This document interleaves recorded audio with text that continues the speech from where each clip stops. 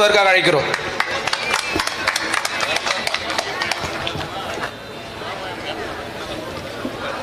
அளவற்ற அருளாளரும் நிகரற்ற அன்புடையோனுமாகிய நம்முடைய ஈசனின் திருப்பெயரால் உங்கள் அனைவருக்கும் வாழ்த்துக்கள்.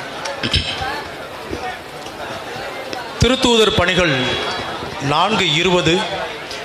நாங்கள் கண்ணார கண்டவைகளையும் காதார கேட்டவைகளையும் எங்களால் எடுத்துரைக்காமல் இருக்க முடியாது. இது திருவிவிலியம் கூறும் வாக்கு. சமய பரப்புரையாளருக்கு அரசியல் கட்சிகளின் மேடைகளில் என்ன வேலை, என்ன சோழி, இது போன்ற கேள்விகள் இதை ஒட்டி உங்களுக்கு எழலாம்.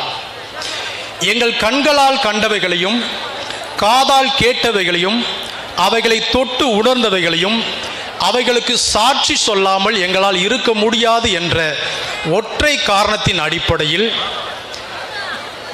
திரளாக கூடி வந்திருக்கின்ற என் இரத்தங்களாக இருக்கக்கூடிய இன அடிப்படையில் ஒன்று சேர்ந்திருக்கிற தமிழர்களையும் தமிழச்சிகளையும் நான் வாழ்த்துகிறேன். இது நமக்கான காலம், இது நமக்கான களம். நாம் தமிழர் பற்றி அரசியல் விமர்சகர்கள் என்ன சொல்லுகிறாங்க?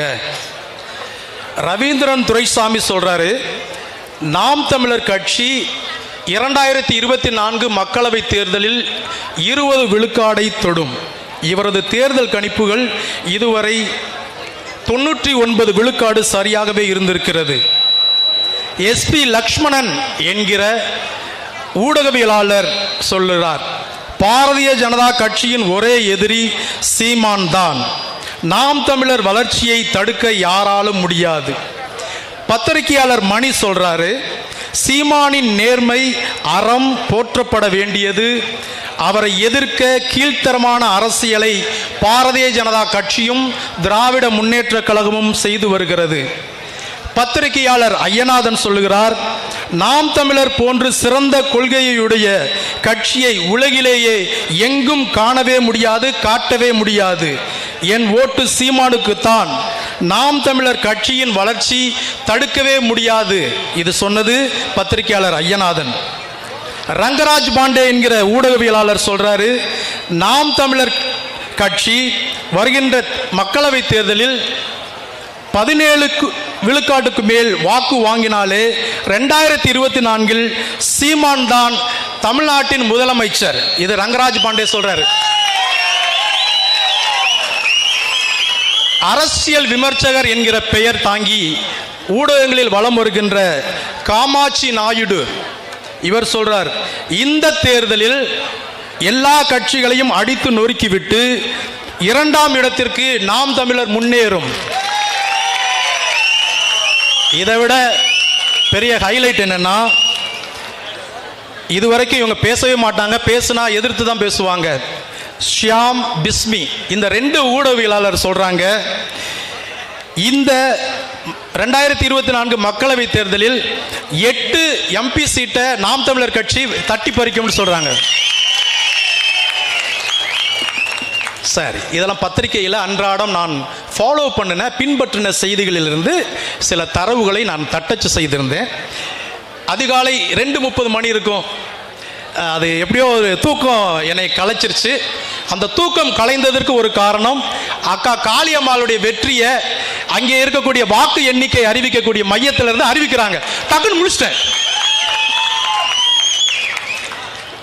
அப்புறம் தூக்கம் வருமா? வரல. என்னுடைய கையில் இருக்கக்கூடிய விவிலியத்தை, பைபிள்னு சொல்லுவாங்க, இந்த பைபிளில் இருக்கக்கூடிய சில வசனங்களை அடுத்தபடி பிரட்டிக்கிட்டே இருக்கிறேன். அதில் ஒரு 35க்கு மேற்பட்ட விவிலிய வாசகங்கள் என்னுடைய பார்வைக்கு வருது. அதில் ஒரு 7-8 மட்டும் நான் உங்களுடைய பார்வைக்கு வச்சுட்டு இந்த மேடையை விட்டு நான் இறங்கிடுறேன்.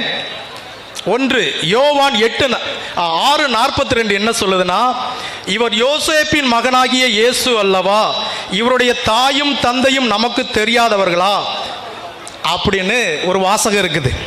இதற்கு இணையா இங்கே அண்ணன் சீமானையும் ஊடகம் மட்டும் இல்ல எல்லாரும் பேசிக்கிறாங்க. யோ இவரை தெரியாதா, இன்னார் தானே ஐயா, ரொம்ப சீப்பா எடை போடுறது. எப்படி இயேசு கிறிஸ்துவ அன்றைக்கு பொதுமக்களும் வெகு மக்களும் எடை போட்டாங்களோ, இவங்கெல்லாம் நம்ம கூட இருந்தவங்க தானப்பா, என்னப்பா தேவகுமாரன்னு சொல்றாங்க. ஆனா அவருக்குள்ள இருக்கக்கூடிய ஆற்றல், அந்த உயிர்ப்பின் வலிமை யாருக்கும் தெரியல. 2021 ஆண்டுகளுக்கு முன்பதாக 850 கோடி மக்கள் தொகை கொண்ட இந்த பூமி பந்துல சுமார் 600 கோடி மக்கள் இன்னைக்கு கண்டுபிடிச்சிருக்கிறது காரணம் என்ன தெரியுமா? அன்னைக்கு ஒரு காலத்துல இவனுடைய தாயும் தகப்பனும் இந்த ஊருக்காரங்க தானப்பா அப்படின்னு.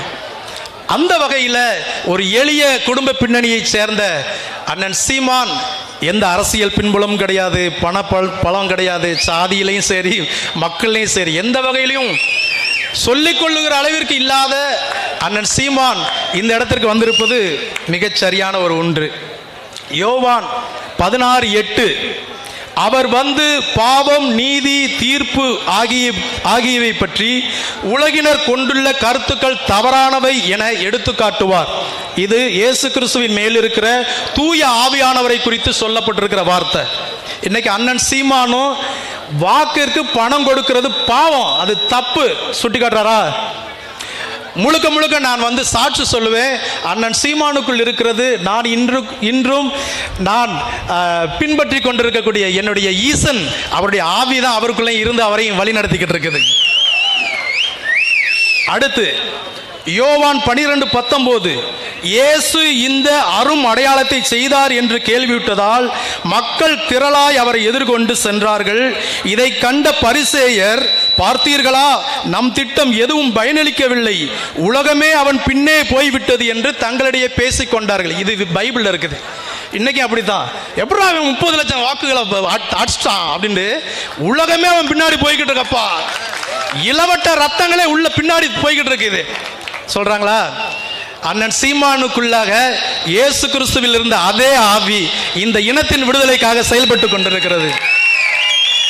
மத்தேயு 7:7 கேளுங்கள் உங்களுக்கு கொடுக்கப்படும், தேடுங்கள் நீங்கள் கண்டறிவீர்கள், தட்டுங்கள் உங்களுக்கு திறக்கப்படும். எங்க அண்ணன் சீமான் அதை தான் சொல்றாரு. எப்பா எனக்கு ஓட்டு போடுற போல ஒரு துணி கடைக்கு ஏறினேன்னா எந்த துணி நல்லதுன்னு தேடுறல, போய் தேடு. அண்ணனும் சொல்றாரு தேடுங்கள் கண்டடைவீர்கள் அப்படின்னு. விவிலியத்தின் வாசகத்தின் அடிப்படையில் அண்ணன் சீமானுக்குள்ள இயேசு கிறிஸ்துவின் ஆவி இருந்து இந்த இனத்தை விடுதலை செய்யறதுக்கு அவரை இயக்கிக்கிட்டு இருக்குது. பின்பு இயேசு தம் சீடரை பார்த்து, என்னை பின்பற்ற விரும்பும் எவரும் தன்னலம் துறந்து தம் சிலுவையை தூக்கி கொண்டு என்னை பின்பற்றட்டும். ஏனெனில் தம் உயிரை காத்துக்கொள்ள விரும்பும் எவரும் அதை இழந்து விடுவர். மத்தேயு 14:24 இந்த ஒரு வாசகம். அண்ணன் சீமான் சொல்றது இதுதான். எனக்கு என் மேல வைக்கப்பட்டிருக்கிற ஒரு பலியாடாக போக்காடாக இந்த இனத்தை எப்படியாவது மீட்டுட்டு தான் சாவேன் அப்படின்னு சூழ் உறுதித்திருக்கிறார். இயேசு கிறிஸ்துவுக்கு எப்படி ஒரு சிலுவை அவர் தூக்கிக்கிட்டு சுமந்தாரோ, இந்த இனத்தின் கடமையவும் அவர் ஒரு சிலுவையாக நினைத்து தூக்கி சுமந்து கொண்டிருக்கிறார். நான் உறுதியாக சொல்லுவேன், இனம் விடுதலை அடைவதற்கான காலமும் களமும் நம் முன்னாக இருக்கிறது. அதை இந்த 2024ஆம் ஆண்டு மக்களவை தேர்தல் சொல்லும். பிரதான ஆசாரியன் இயேசுவினிடத்தில் அவருடைய சீஷரை குறித்தும் போதகத்தை குறித்தும் விசாரித்தான். நீர் என்னிடத்தில் விசாரிக்க வேண்டியது என்ன? நான் சொன்னவைகளை கேட்டவர்களிடத்தில் விசாரியும், நான் பேசினவைகளை அவர்கள் அறிந்திருக்கிறார்களே. யோவான் 18:20. இன்னைக்கு இயேசு கிறிஸ்துவ தமிழ் தேசியத்தை பேசுகிற பிள்ளைங்க ஃபாலோ பண்றாங்களோ இல்லையோ, எதிரிகள் நிறைய பேர் ஃபாலோ பண்ணிக்கிட்டு இருக்கிறாங்க. இந்த வசனம் அப்படித்தான் சொல்லுது. ஆகவே இந்த ஒட்டுமொத்த இனத்திற்கு மட்டுமல்ல, தமிழ்நாட்டில் வாரும் அனைத்து மக்களுக்குமான அரசியலை பேசக்கூடிய நாம் தமிழர் கட்சியினுடைய பிள்ளைகளுக்கு ஒளி வாங்கி சின்னத்தில் வாக்கு செலுத்துங்க. ஒரு முறை ஒரு வாய்ப்பு கொடுங்க, ஒரு முறை ஒரு வாய்ப்பு கொடுங்க.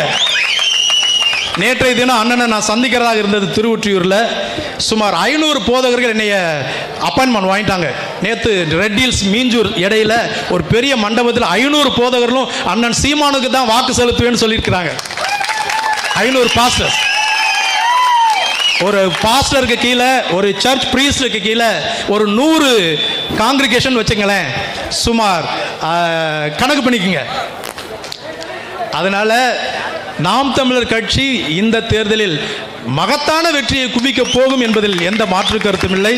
தங்கச்சி அப்சியா பர்வீன் நஸ்ரீன், நிறையா படிச்சிருக்கிறீங்க மக்கள். என்ன உங்களுக்காக நான் துவா செஞ்சுக்கிறேன். இன்ஷா அல்லாஹ் உங்களுக்கு இறைவன் எல்லா ரகுமத்தையும் தரட்டும். சரிங்களா? மாஷா அல்லாஹ். நாம் தமிழர்.